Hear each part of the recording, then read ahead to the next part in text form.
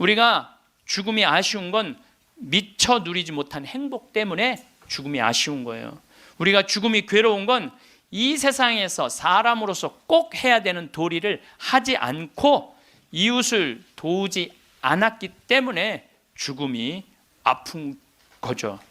많은 경우 살아있을 때 우리 자매님들이 남편한테 이래요. 제발 담배 좀 끊어. 그때 안 끊다가 폐암 딱 걸려서 그때 끊는 사람들. 제발 술 좀 끊어. 그래도 안 끊다가 간암 걸려서 끊는 사람들. 이런 사람들이 가장 바보 같은 사람들이에요. 지난 2월 달에 괌에 강의를 갔다 왔는데 거긴 휴양지잖아요. 총회장님이 재미난 얘기를 하시더라고요. 신부님, 그 괌에 휴양지 띠 뛰는 데가 있대요. 그러면은 생전 안 보이던 사람이 어느 날부터 뛰기 시작한대요. 그럼 사람들끼리 서로 수군거린대요. 저 사람 의사가 당신 운동하지 않으면 죽는다고 얘기한 사람이다. 3개월 뛰다가 사라진대요. 죽은 거죠.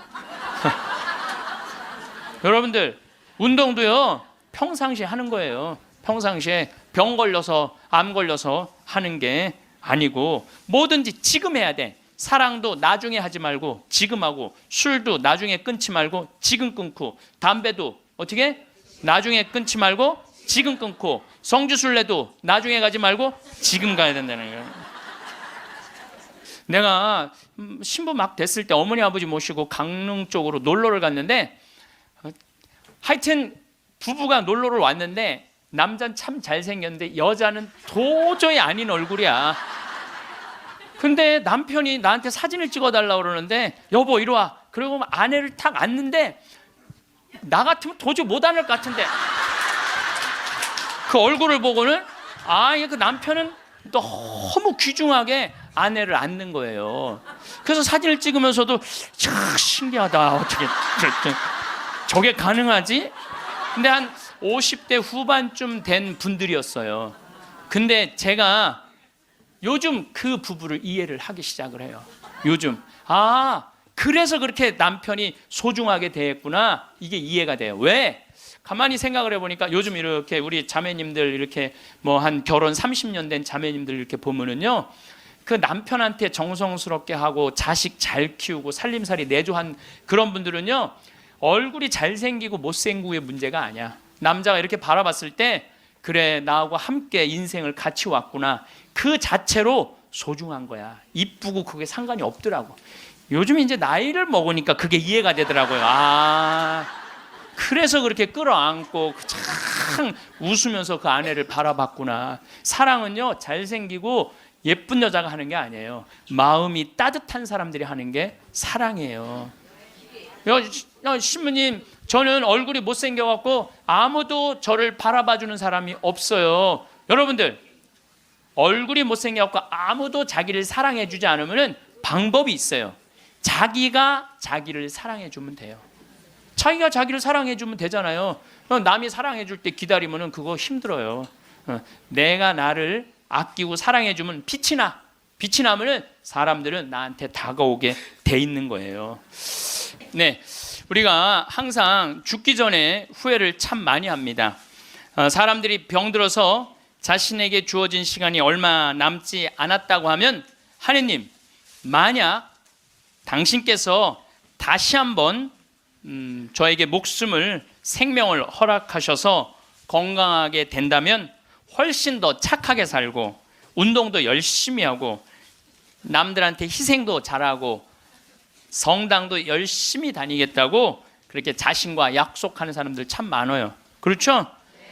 내가 본당 신부 때 키가 1m 한 70, 한 4cm 되는 처녀 아이였어요. 키도 크고 얼굴도 이쁘고. 근데 아버지가 고엽제로 돌아가셨어요, 베트남에서. 근데 그때만 해도 이게 자식한테 물림을 당한다고 그랬는데 병원에서 유방암일 가능성이 있다고. 그래갖고 이제 검사를 해놓고 한 2주 후에 결과가 나오는 거야. 근데 그 2주 동안 너무 불안한 거야. 그래서 사제관을 찾아왔어요. 신부님, 너무 불안하다고. 나 암이면 어떻게 하느냐고. 나 아직 시집도 안 갔는데 아버지 그렇게 돌아가시고 어떻게 하느냐고 막 정말 눈물을 흘리면서 고통스러워하고 괴로워하는 그 아가씨가 있었어요. 그래 우리 기도해보자. 다 암이지 않을 수 있으니까. 그 2주일 후에 이 친구는 와갖고 너무 화난 얼굴로 신부님 암이 아니래요. 이 친구는 지금 거의 20년이 지난 지금도 아주 행복하게 잘 살고 지금도 1년에 한 번씩 나한테 인사를 와요. 여러분들도 병원에 갔는데 당신 암이라고 그러고 검사를 했어. 그 기다리는 기간 동안 여러분들 무슨 생각할 것 같아요? 결과 기다리는 동안 별 생각을 다 할 거예요. 내가 왜 이렇게 착하게 살지 못했을까? 만약에 내가 다시 살아난다면 마약도 더하고 일도 12시간씩 더하고 내가 미워하는 놈 끝까지 미워하고 이런 사람은 한 명도 없을 거예요. 그렇죠? 만약에 내가 더 다시 살아난다면 더 착하게 살고 더 기쁘게 살고 더 사랑하면서 살겠다고 100이면 100명 다 그렇게 결심할 거예요. 내가 만약에 암이 아니라면 이런 놈들 그때 내가 그 놈을 더 괴롭혔어야 되는데 더 미워했어야 되는데 만약에 이런 마음을 죽기 전에 다시 건강해진다면 그런 마음을 갖는다면 이런 사람이 지옥에 가는 거예요. 이런 사람은. 난 이런 사람은 없다고 생각을 해요. 우리가 죽음이 아픈 건 사랑하지 못하기 때문에 아픈 거예요. 우리가 죽음이 아쉬운 건 미처 누리지 못한 행복 때문에 죽음이 아쉬운 거예요. 우리가 죽음이 괴로운 건 이 세상에서 사람으로서 꼭 해야 되는 도리를 하지 않고 이웃을 도우지 않았기 때문에 죽음이 아픈 거죠. 많은 경우 살아있을 때 우리 자매님들이 남편한테 이래요. 제발 담배 좀 끊어. 그때 안 끊다가 폐암 딱 걸려서 그때 끊는 사람들. 제발 술 좀 끊어. 그래도 안 끊다가 간암 걸려서 끊는 사람들. 이런 사람들이 가장 바보 같은 사람들이에요. 그 지난 2월 달에 괌에 강의를 갔다 왔는데 거긴 휴양지잖아요.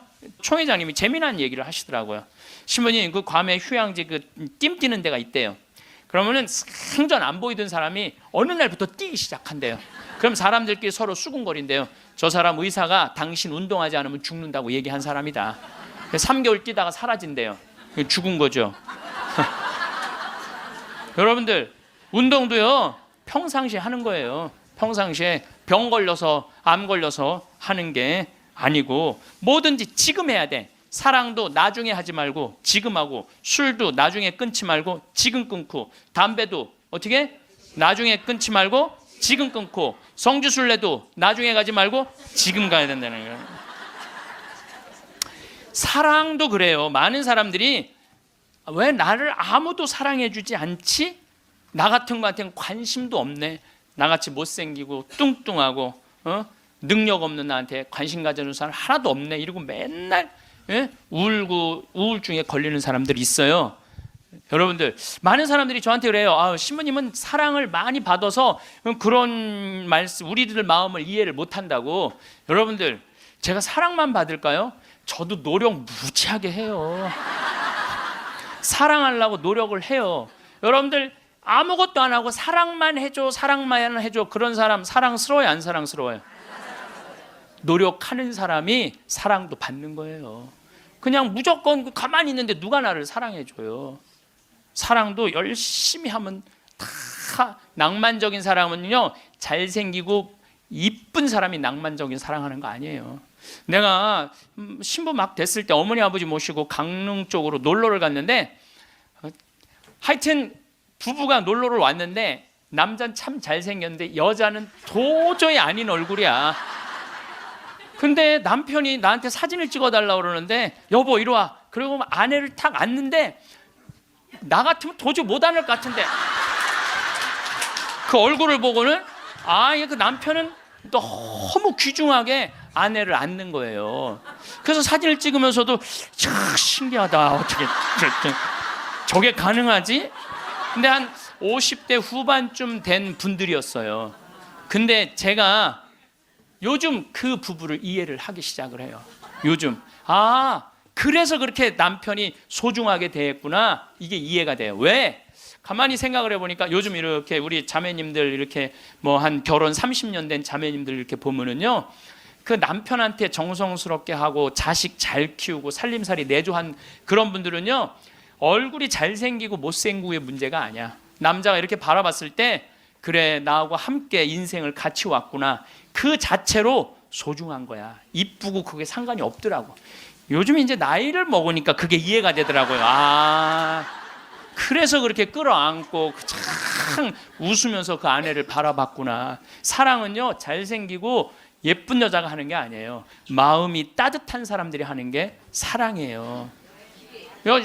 신부님, 저는 얼굴이 못생겨갖고 아무도 저를 바라봐주는 사람이 없어요. 여러분들, 얼굴이 못생겨갖고 아무도 자기를 사랑해주지 않으면 방법이 있어요.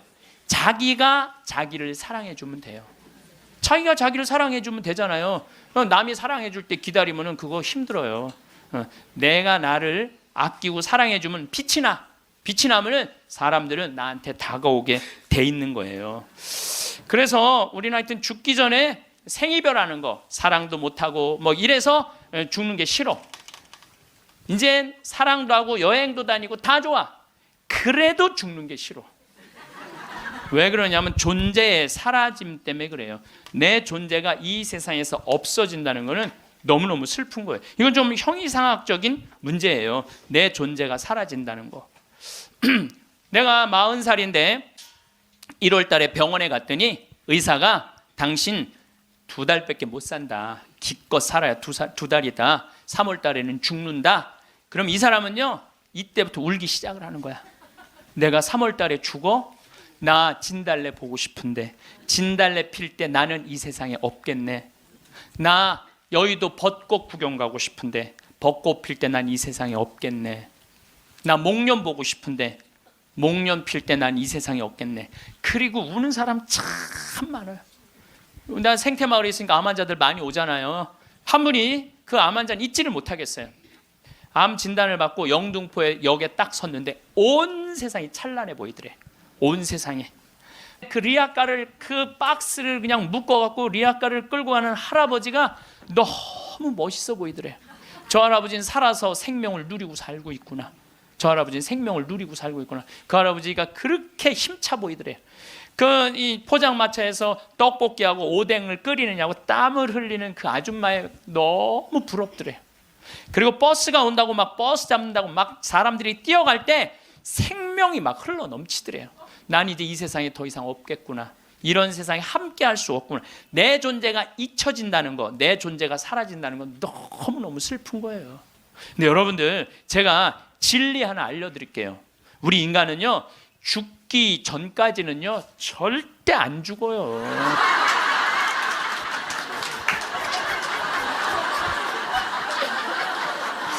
아직 죽지도 않았는데 청승 떨지 말라 이거예요.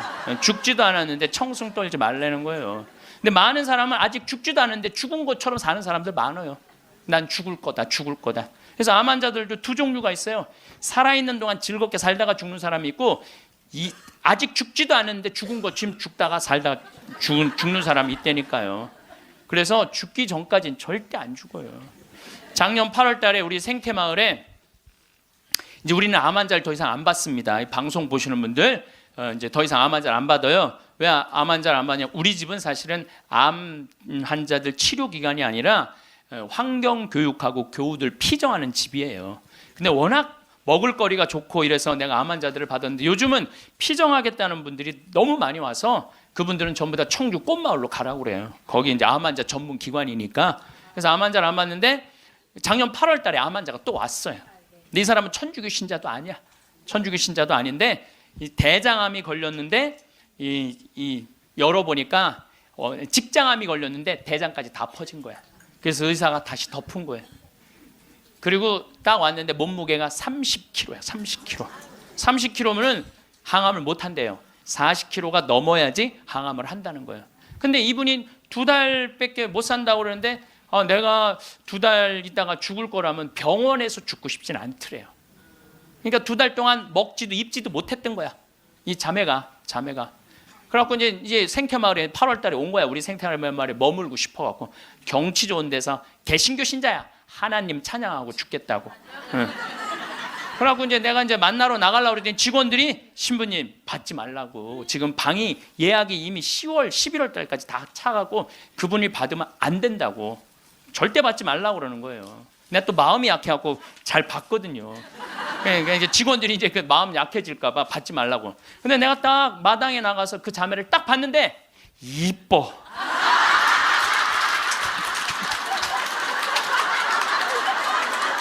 아니 57이라는데 그렇게 이뻐요. 이쁘더라고요. 난 서 있지를 못하는 거야. 2달 동안 입지도 먹지도 못했으니까. 너무 이쁘더라고요. 그래서 신부님 나 2달밖에 안 남았는데 여기 있고 싶다고 좀. 그래서 내가 직원들한테 야 죽은 사람 소원도 들어준다는데 산 사람 소원 하나 못 들어주냐? 그 침대 있는 방 그거 내주자. 그리고 우리가 8월 9월 추석 들어있으니까 그땐 손님이 좀 뜸하지 않느냐. 그래서 받자. 받았어요. 받았는데 이 자매가 유명한 번역가예요. 중국어, 영어, 독일어를 할 줄 아는 유명한 번역가예요. 여러분들도 아마 그분 책을 한 번씩 봤을 거예요. 근데 어쨌거나 우리 집에 와서 2달 동안 밥도 못 먹었다는 자매가 병원에서 우리 집에서는 밥을 나보다 더 먹는 거야. 밥이 너무 맛있다는 거야. 밥이 너무 맛있다는 거야. 밥이 너무 맛있다는 거예요. 그리고 이제 뒤에 이제 산책 둘레길이 1시간짜리가 있는데 그 둘레길을 돌면서 너무너무 행복하다는 거야. 너무너무 행복하다고. 이제 그래갖고 뭐 그런가 보다 해갖고 이제 10월 달이 됐는데 이제 2달 후에 방 빼줄 생각을 안 하는 거야. 2달 있다가 죽는다고 그래서 받아줬더니 살이 더 통통 찌는 거예요. 살이 더 통통. 근데 10월 달이 오더니 이 자매가 하는 말이 신부님 내가 미사 참여를 해보니까 성체가 너무 좋다는 거예요. 개신교는 성체 성사가 없잖아요. 예수님을 몸 안으로 영한다는 게 여러분들 참 여러분들은 행복한 사람들이에요. 여러분들 사랑은 뭐냐면요, 사랑은 같이 있고 싶은 거야. 여러분들 1살, 2살짜리 애 낳았을 때 걔 보고 있으면 같이 있고 싶어, 같이 안 안고 싶어요? 너무 사랑스럽죠? 네, 같이 있고 싶어서 뭐라 그러냐면 눈에 넣어도 안 아프다 그래. 이 눈에 티끌 하나만 들어가도 막 난리를 쳤는데 이만한 걸 눈에 넣어도 안 아프다 그러니 이게 보통 이게 그것처럼 사랑스러워. 눈에 넣어도 그 큰 거를 넣어도 안 아프다는 얘기예요. 근데 예수님은 우리랑 너무 같이 있고 싶은 거야. 눈에 넣어도 안 아픈 게 아니라 그걸 뛰어넘어서 너무 같이 있고 아예 안에 들어가서 살고 싶은 거, 우리 안에. 그래서 성체로 우리 안에 들어와서 살고 있는 거예요. 그 행복한 신비를 여러분들은 매일매일 경험하는 거예요.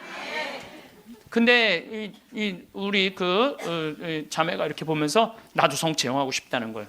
세례를 받아야 되는데 근데 동생이 목사님이야. 그 동생하고 상의를 했대요. 나 거기 가고 세례 받고 싶다고, 천주교 세례. 근데 이 목사님이 한술 더 뜨는 거야.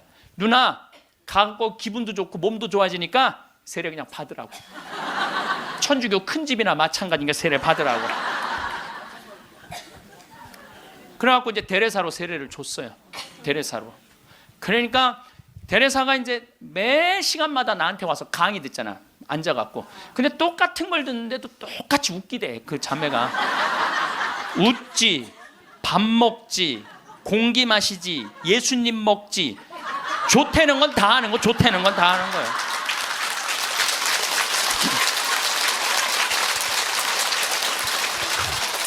제가 시작 기도로 바친 게 이 자매가 나한테 메시지를 보낸 거예요. 네.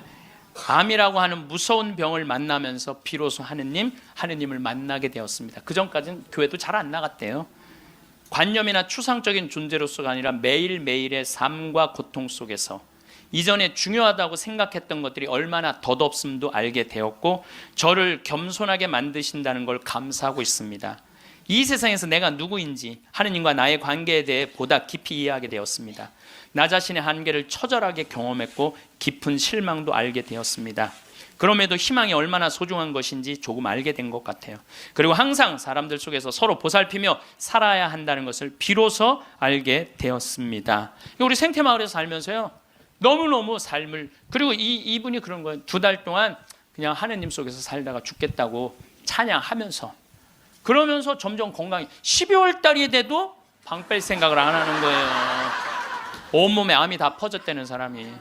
그래서 이제 12월 마지막 제주는 내가 너무 강의가 많으니까 이제 마지막 제주는 쉬어요. 오늘부터 21일까지 하루도 안 쉬고 강의를 하는 거예요. 21일까지. 그러니까 대림 여러분들 피정한다고 그냥 여기서 부르고 저기서 부르고 그러니까 근데 예수님 너무 힘들어. 그래서 25일부터 30일까지는 제가 쉬어요. 근데 쉬면서 이제 평창에 이제 오늘도 새벽에 눈이 와갖고 그냥 직원들이 눈을 다 쓸었거든요. 그래서 이제 마지막 주 쉬면서 집에서 뭐 할 일이 별로 없잖아요, 또. 그러니까 우리 직원들한테 저녁 먹고 야, 영화 보러 나가자. 우린 또 영화를 보려면 원주로 나가야 돼. 1시간 한 20분 정도 운전을 해서 영화를 딱 이제 보러 갔는데 직원들 다 데려가는데 테레사가 눈에 밟히는 거야. 혼자 놔두고 가기가 그렇잖아요. 그 큰 건물에. 그래서 테레사도 같이 가자. 그래서 이제 테레사하고 같이 영화를 보러 갔어요. 근데 내가 영화를 보러 갔는데 영화를 잘못 골랐어. 영화를 이렇게 단편 영화를 골라야 되는데 1년에 한 편씩 나오는 영화에 2편을 데려간 거예요. 반지의 제왕, 호빗 뜻밖의 여정, 스마우그의 폐허라는 2편을 데려간 거예요. 이 난쟁이들이 잃었던 왕국을 찾으려고 막 하다가 보물을 찾아야 되는데 그 굴 속에 용을 깨우면 안 되는 거야. 근데 용을 깨운 거야. 화가 난 용이 막 날개를 펼치고 이제 마을을 다 불살려고 날개를 쫙 펼치고 입을 쫙 벌리다가 영화가 끝나요. 이건 이제 언제 봐야 되느냐면 내년에 봐야 되는 거. 내년에 영화가 끝나고 데레사한테 미안하더라고. 데레사한테 이제 언제 죽을지 모르는 데레사를 데리고 와갖고 그걸. 그래서 내가 빈말로 데레사한테 얘기했어. 데레사 우리 내년에 누구 또 보러 오자. 난 빈말로 얘기했는데 데레사는 진지하게 네 신부님 또 보러 와요 그러는 거예요. 그러나 한 1, 2월 달 해외 강의 성지순례 때문에 생태마을을 2달 동안 비웠어요.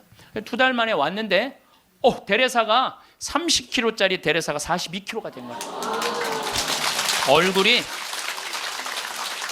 삐쩍 말랐을 때도 이뻤는데 완전히 얼굴이 우리 집에 왔을 땐 흑 색깔이었는데 복사꽃 색깔로 바뀐 거야. 그런데 그 데레사는 그렇게 좋아졌다가 지난 10월 마지막 주에 세상을 떠났어요.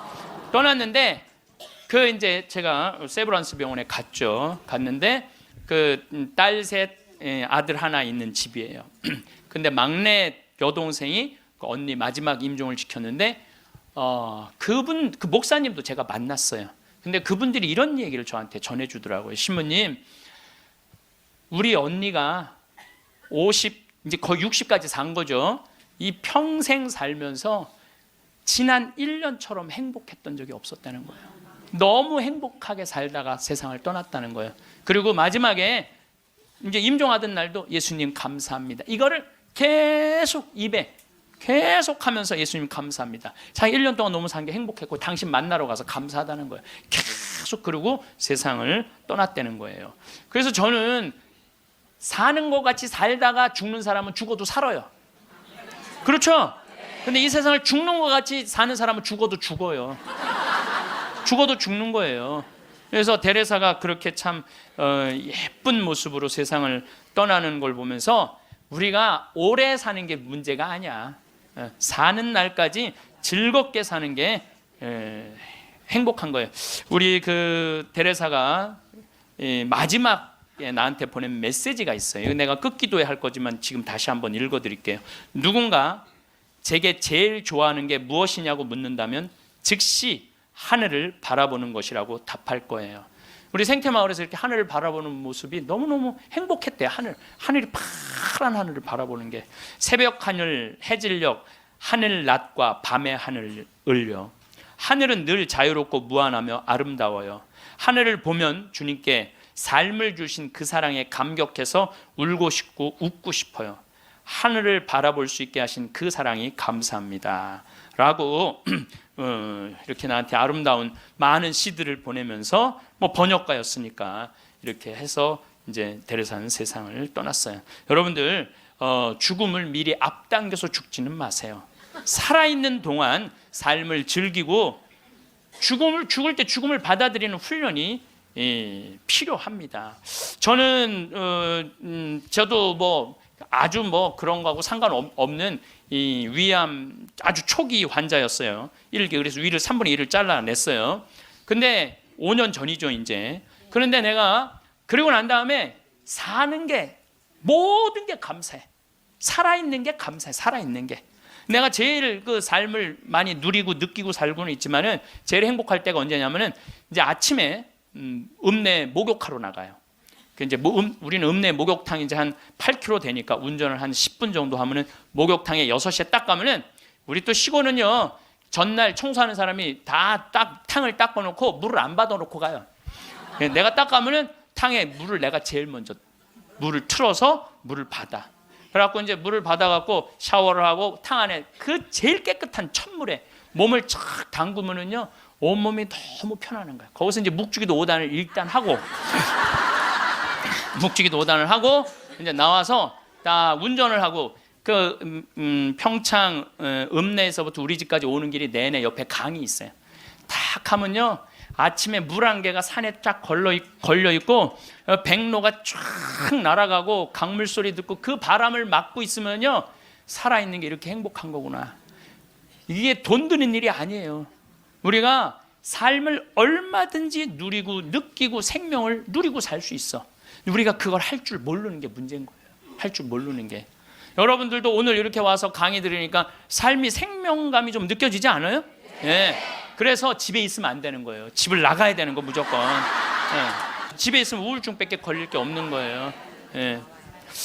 제가 여러분들 죽을 때 가족들 모아놓고 나는 내가 처음 자전거 탈 때 아빠가 뒤에서 잡아주고 너 혼자 이렇게 자전거 처음 탔을 때 아빠는 얼마나 행복했는지 몰라. 죽을 때 아빠가 자식한테 이렇게 얘기하는 거죠. 내가 너희들 손잡고 우리 생태마을 국장하고 아들 둘하고 3, 4년 전에 스페인 산티아고 600km를 걸었어요. 우리 국장은 한 달 동안. 그게 내가 보기에는 죽을 때 내가 너희들하고 그때 걸었을 때 너무너무 행복했어. 이런 말을 할 때 여러분들 멋있게 죽는 거예요. 안 죽으려고 이리 도망다니고 저리 도망다니고 그냥 풀뿌리 캐먹고 그냥 죽은 건지 산 건지도 모르고 그냥 이러고 살다가 죽지 말라는 거예요, 여러분들. 김수환 추기경님이 돌아가실 때 고맙습니다. 사랑하십시오. 참 멋있게 죽잖아요. 여러분들도 죽을 때 좀 제발 멋있게 죽어. 죽을 때 좀 멋있게 죽어야 될 것 같아요. 내가 지난 6월 달에 필라델피아에 강의를 갔었어요. 강의가 끝나고 이제 버지니아로 옮겨가려고 그러는데 기차를 타고 가려고 그러는데 젊은 부부들이 뭐 젊었다고 그래야 한 45, 6 된 부부들이 신부님 저희들이 모셔다 드릴게요. 뭐 뿌레젤이라는 가게를 하는 분이에요. 아니 가게는 어떻게 하고? 직원들이 알아서 해요.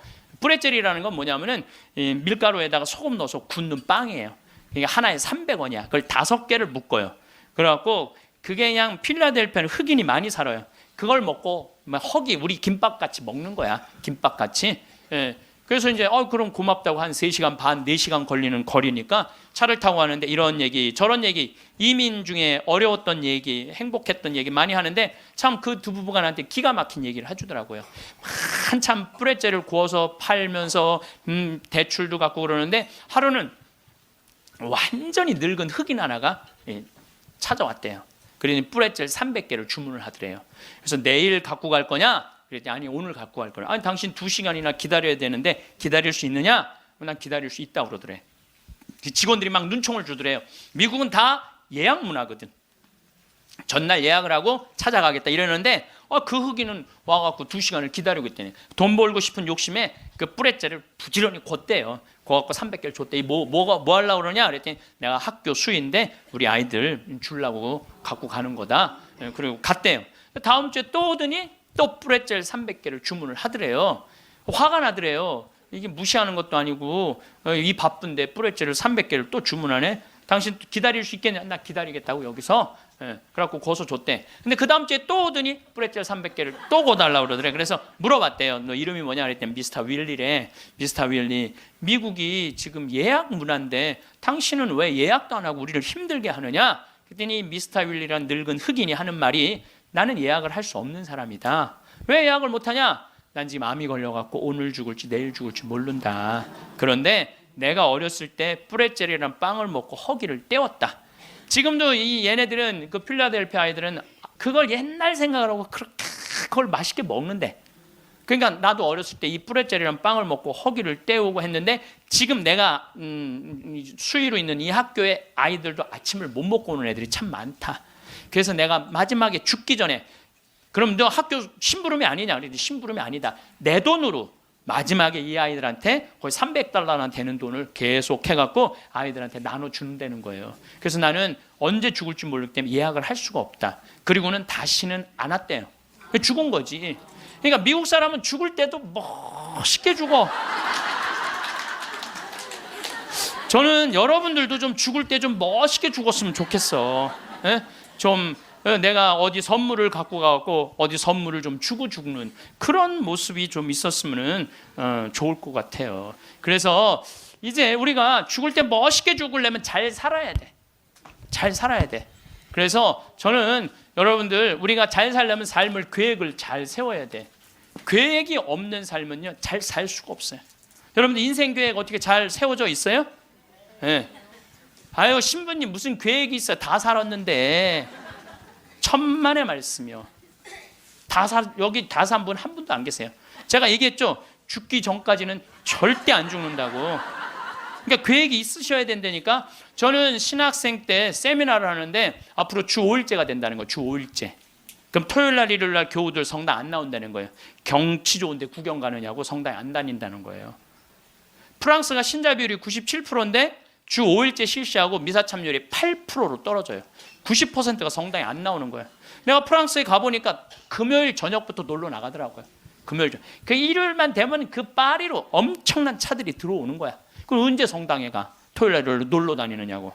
그럼 내가 30년 전에 신학교 교수님들이 그러더라고요. 앞으로 주 5일째 되면 한국도 그런 일이 벌어질 거다. 금요일 저녁부터 놀러 나갈 것이다.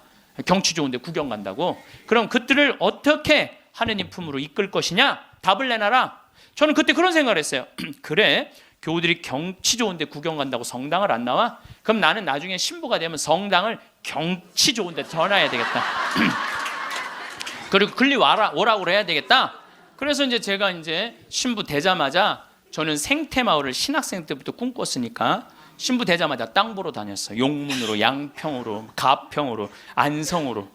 주머니 돈 한 푼 없어도 항상 꿈을 꾸면 하느님이 이루어 주시거든요. 네. 월요일 날 나한테 40억 봉헌한 분도 내가 아프리카 잠비아에 대학 농업대학 세운다는 꿈을 꾼 거예요. 그러니 누가 이루어 주시는 거예요? 하느님이 이루어 주시는 거예요. 믿음이 있어야 돼. 언젠간 줄 거라는 믿음이 있어야 돼. 네. 그래서 이제 막 여기저기 땅 보러 다니는데 뭐 30억 50억 그러더라고요. 부동산 업자가 시민님 돈이 어디 있어서 땅을 보러 다니느냐고. 나 돈 한 푼도 없다.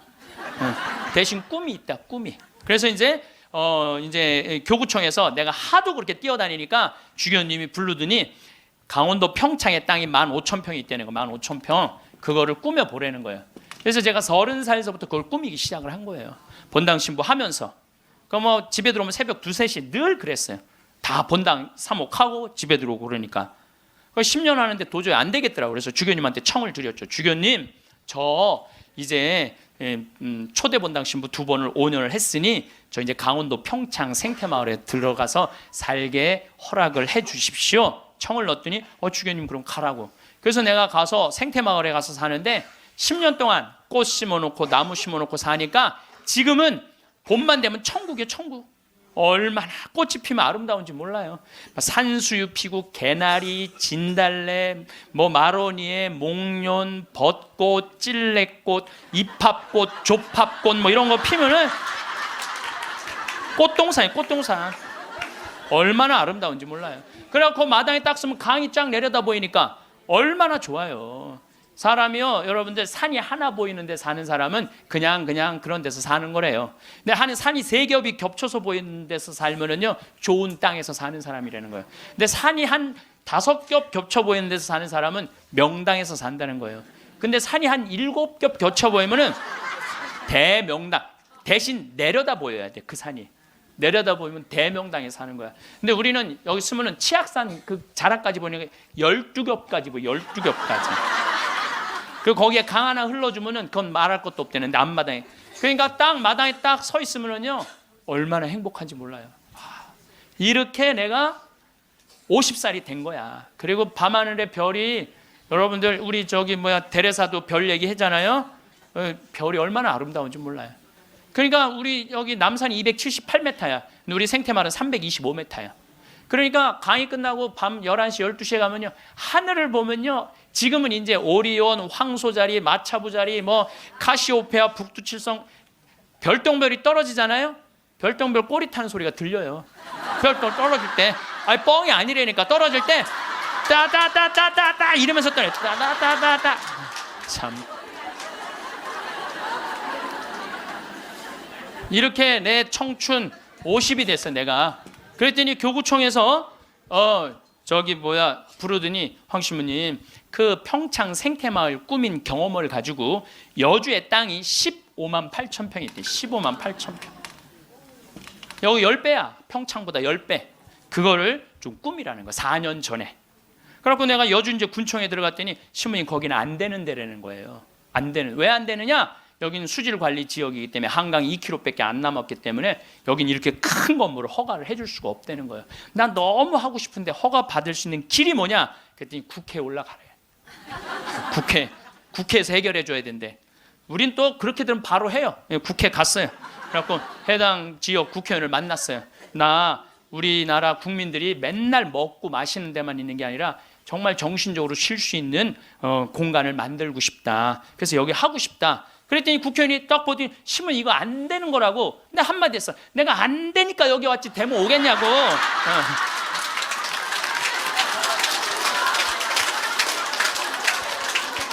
그때 마침 그 국회의원이 아주 열심한 천주교 교우였어. 고민을 많이 하더라고요. 그러더니 그러면은 군수님하고 얘기를 해보고 연락을 드리겠다고. 그래서 이제 기다렸죠. 일주일 후에 연락도 빨리 오더라고. 아주 능력 있는 국회의원이야 보니까. 전화 오대. 신부님 우리가 군수님하고 거기 이제 폐수 처리 용량이라는 게 있어요. 그거를 할당을 해주기로 했다고. 열심히 해보시라고. 나는 그냥 그러면 끝나는 줄 알았어요. 너무 좋았는데 이게 또 이제 다시 허가 기간이 경기도청으로 넘어가는 거야. 경기도청에 가니까 이게 또 난감한 거야. 근데 마침 내가 또 경기도 기관장들한테 아침 먹고 하는 강의를 했었어요. 도지사 있고 법원장, 경찰청장, 무슨 세무서장, 국회의원들, 무슨 시장들 다 모였는데 강의를 아침에 하는데 끝나고 난 다음에 도지사님이 차 한 잔 마시자고 그래서 마시면서 이 도지사님이 그러더라고. 신부님 되게 기관장들이기 때문에 아침 먹고는 다 간대. 근데 끝까지 들은 게 신부님이 처음이라는 거야. 신부님 너무너무 우리한테 유익한 강의를 해줘서 너무너무 감사하다고. 혹시 필요한 거 있으면 말을 하라고. 내가 필요한 거 있다고. 나 필요한 거 있다. 내가 지금 여주에 생태마을을 꾸미는데 이게 너무 힘들다. 그랬더니 딱 도지사님 다 알아듣더니 바로 환경국하고 얘기를 하더니 행정실장 부르더니 일사천리로 그 자리에서 또 군수님한테도 전화해갖고 신부님 하는 일 도와주라고. 그래서 너무 나는 또 그러면 끝나는 줄 알았어. 그랬더니 그거보다 더 어려운 기관이 뭐냐면은 한강유역관리청이에요. 거기서 부정적인 의견이 나오면 안 되는 거예요. 거기 갔는데 안 된다는 거예요. 다 안 된다는 거 하여튼 다 안 된다는 거예요. 갔는데 그 이제 판시관이 7급 공무원인데 여자야. 남자는 이렇게 쑤시고 저렇게 쑤시면 어떻게 되는데 여자는 어떻게 할 길이 없잖아요. 그래갖고 신부님 여기는 안 되는 이유를 쭉 설명을 하더라고. 그런데 난 여기 너무 하고 싶다. 생태 공원도 조성하고 맨날 내가 프랑스 떼제 공동체를 가보니까 한 주에 3,000명씩 와서 피정을 하고 가는 거예요. 한 주에 3,000명. 그러니까 걔네들은 정신적인 훈련을 너무너무 많이 하는 거예요. 근데 우리나라는 그런 데가 거의 없는 거야. 그래서 우리 천주교 교우들도 그래서 저 여주는요 피정 기간이 월요일부터 주일이야. 일주일 동안 하는 거야. 일주일 동안. 그래서 찬송도 하고 미사 참례도 하고 강의도 듣고 밭에 나가고 잠깐 일도 하고 이런 얼마나 여러분들 시간 많잖아. 그러니까 가격은 최대한 낮추면서 우리 교우들이 그런 정신적인 걸 하고 싶다. 그랬더니 신부님 사실은 저는 신자도 아니고 우리 엄마 아버지도 신자가 아닌데 신부님 우리 엄마 아버지가 평화방송만 본다는 거예요. 신부님 강의만. 자기도 몇 번 봤대. 봤는데 신문 생각이 좋아서 내가 긍정 의견을 내겠다고. 넘을 산을 다 넘은 거야. 얼마나 행복한지 몰라요. 그런데 진짜 큰 산이 하나 있더라고. 주민들이 결사 반대하는 거예요. 주민들이 한 105호 정도 되는데 그 부평리 주민들이 안 된다. 결사 반대는. 그래서 야, 이거 결사 반대하면 안 되는데, 그래갖고 내가 이제 이 주민들 이제 마을회관에 만나자 그랬어요. 딱 만났는데 눈빛이 결사항전의 눈빛이 있더라고요. 결사항전의 눈빛이. 그래서 그러면 한번 왜 반대하시는지 말씀을 해보라고. 근데 여러분들, 우리가요 협상을 할 때는요 먼저 말하면 안 돼요. 항상 상대방이 어떤 지금 기분으로 반대를 하는지 얘기를 들어봐야 돼. 그래서 내가 또 생명을 살리는 말씀 말 작년에 강의할 때 대화하는 방법 알려줬잖아요. 내가 그렇게 1년을 말을 했는데 대화를 못 하겠어요. 그래서 이제 겸손하게 앉아서 어르신들이 말씀하시는데 말씀 다 맞는 말씀이더라고요. 그리고 말씀을 들을 때는 눈빛을 깔아야 돼. 일단 이렇게. 그리고 말씀할 때마다 어떻게 고개를 끄덕여야 돼요. 이게 존중이에요. 존중. 1시간 동안 제가 계속 맞는 말씀이라고 의견을 받아들이겠다고, 맞는 말씀이라고 받아들이겠다고 이제 다 얘기하고, 그럼 신부님 여기다 왜 하려고 그러느냐고. 내가 또 이제 말할 기회를 주신 거 아니에요. 내가 또 일단 말을 하면 이게 얼마나 대단해요. 그래서 30분 말씀을 드렸지. 30분 말씀을 드렸더니 주민들이 눈빛이 싹 풀리더라고요. 그러면은 신부님 한번 해보시라고. 근데 내가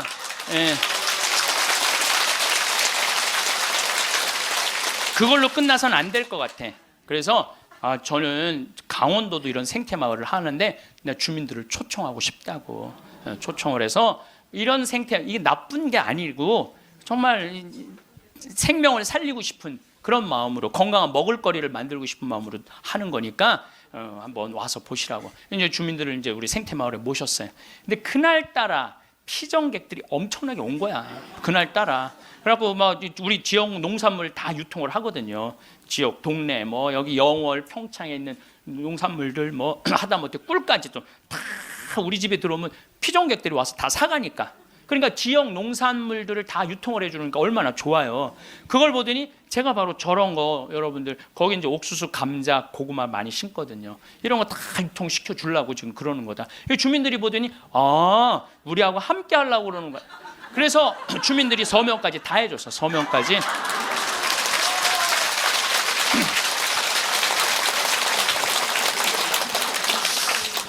나는 보통 텔레비전 보면 막 반대할 때 막 결사 반대, 막 피 같은 거 막 써놓고 막, 그리고 서로 막 죽기 살기 까무러치기로 싸우는 거 보면 이해가 안 돼. 왜 말로 하면 될 걸 왜 싸우는지 이해가 안 가.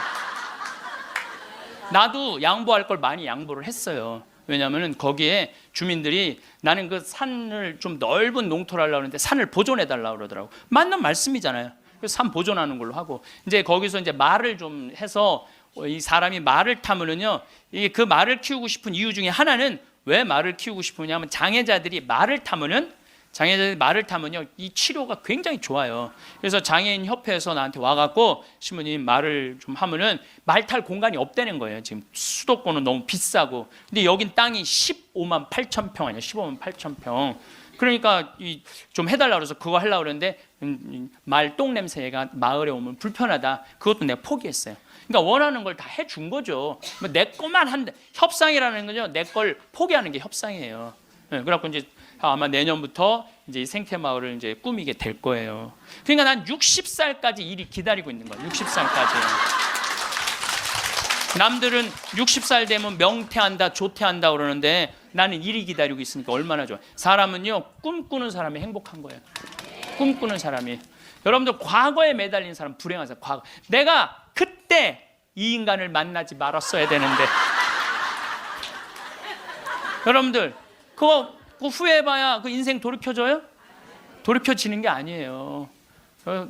우리가 과거에 매달린 사람이 우울증에 걸린다니까요. 그때 내가 삼성전자 주식을 사뒀어야 되는데 3만 원 할 때 사뒀었는데 3만 원 할 때 3만 원 할 때 사뒀으면은 지금 150만 원 왔다 갔다 하잖아요. 3억 여기 막 3억 원어치 사놨으면 150억 된 거 아니야. 150억.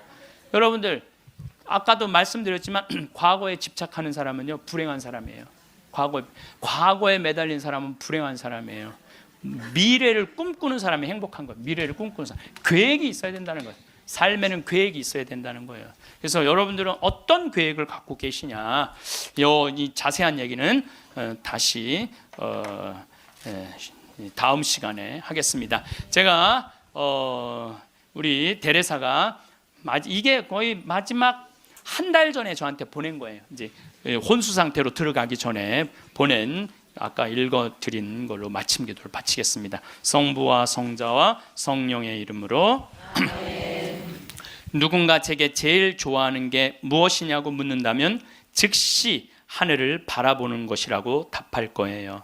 새벽 하늘, 해질녘 하늘, 낮과 밤의 하늘을요. 하늘은 늘 자유롭고 무한하며 아름다워요. 하늘을 보면 주님께 삶을 주신 그 사랑에 감격해서 울고 싶고 웃고 싶어요. 하늘을 바라볼 수 있게 하신 그 사랑에 감사합니다. 오늘 강연 어떠셨나요?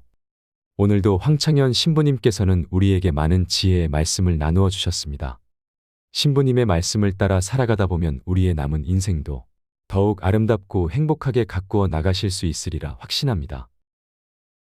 오늘은 나이 들수록 품격 있고 귀티나게 살아가는 사람들의 특징에 대해서 말씀드리겠습니다. 첫 번째, 꾸밈 없는 자연스러움입니다. 세상이 급변하는 시대에 살아가고 있으면서도 트렌드에 뒤처지지 않으려는 욕구는 나이 들어도 마찬가지일 겁니다. 이러한 변화를 따라가기 위해 많은 사람들이 최신 유행에 발맞춰 스스로를 가꾸려고 노력합니다. 그러나 귀티나는 사람들은 이와는 조금 다릅니다.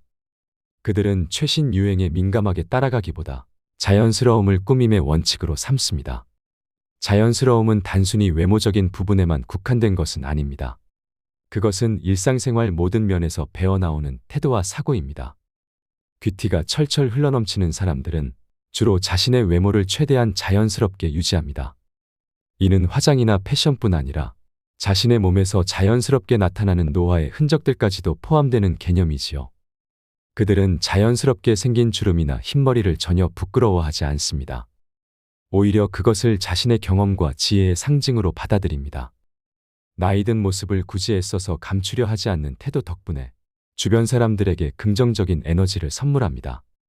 그들의 생각이나 행동, 그리고 그들이 내뿜는 에너지 모두가 인위적이지 않고 자연스럽기 때문이지요.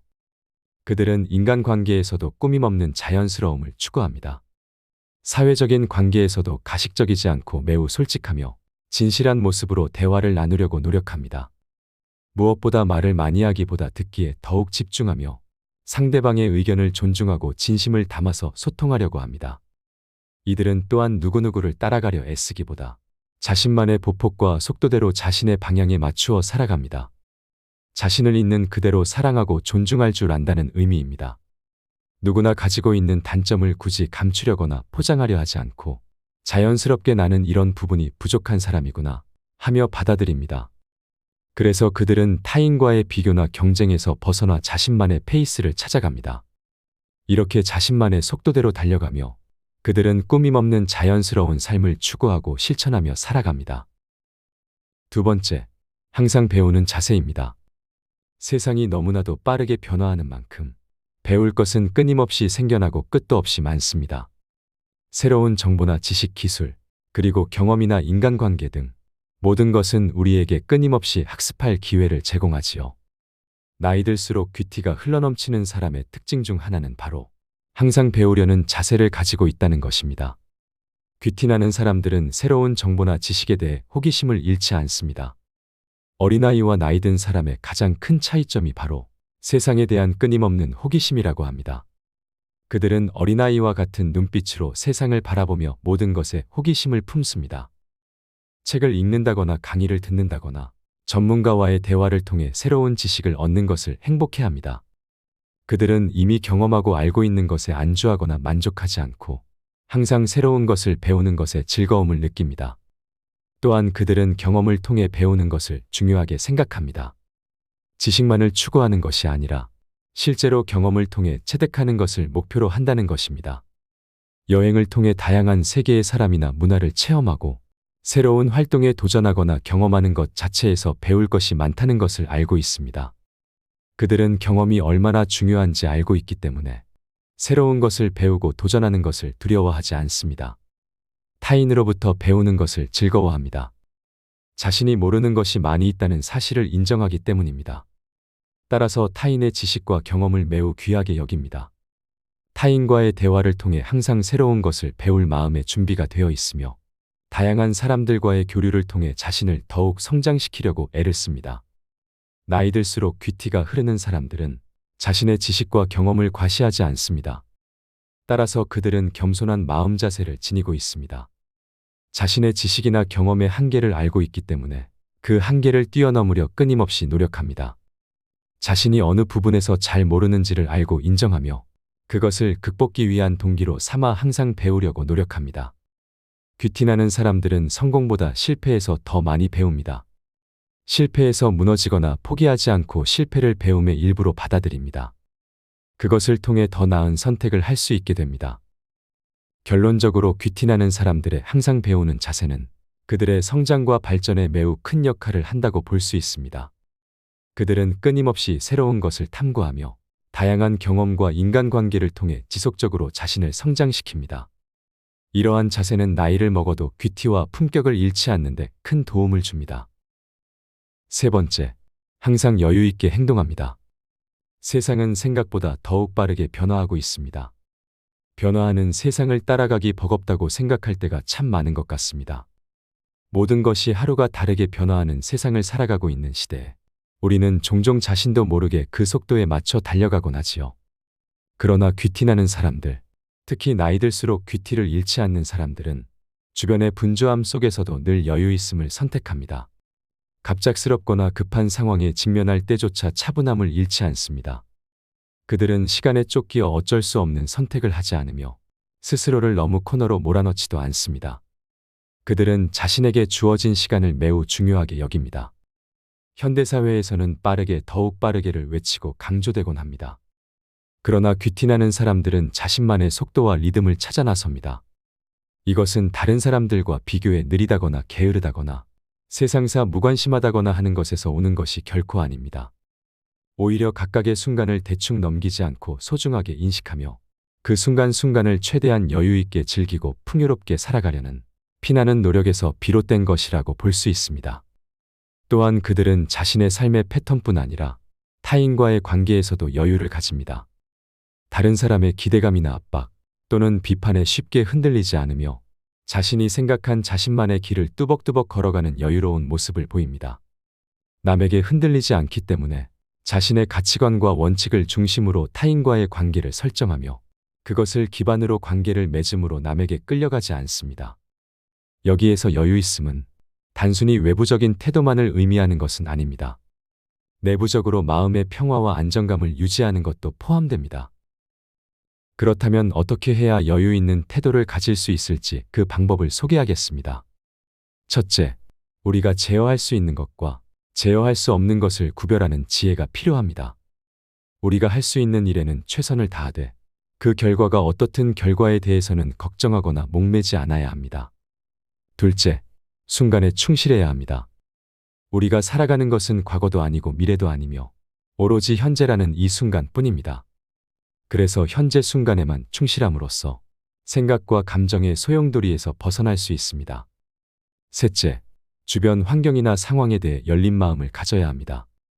삶의 변화와 도전을 받아들이는 유연함이 내면의 여유까지 만들어냅니다. 마지막으로 자신에 대한 이해와 사랑입니다. 자신의 감정과 생각을 인정하고 그것에 친절하게 대함으로써 마음속에 여유를 만들어냅니다. 여유 있음은 마음의 평화에서 비롯됩니다. 귀티나는 사람들은 자신의 마음과 정서를 꾸준하게 관리하며 그것을 바탕으로 나이 들수록 더욱 여유 있는 삶을 살아갑니다. 그들은 생활의 중요한 순간에 집중하며 그 순간을 최대한 즐기려고 노력합니다. 이러한 자세는 귀티와 품격을 부여하는 중요한 요소 중 하나입니다. 오늘의 내용이 여러분들 모두에게 도움이 되었으면 좋겠습니다. 도움이 되셨다면 주위의 소중한 분들께도 공유 부탁드립니다. 구독과 좋아요는 제작에 큰 힘이 됩니다.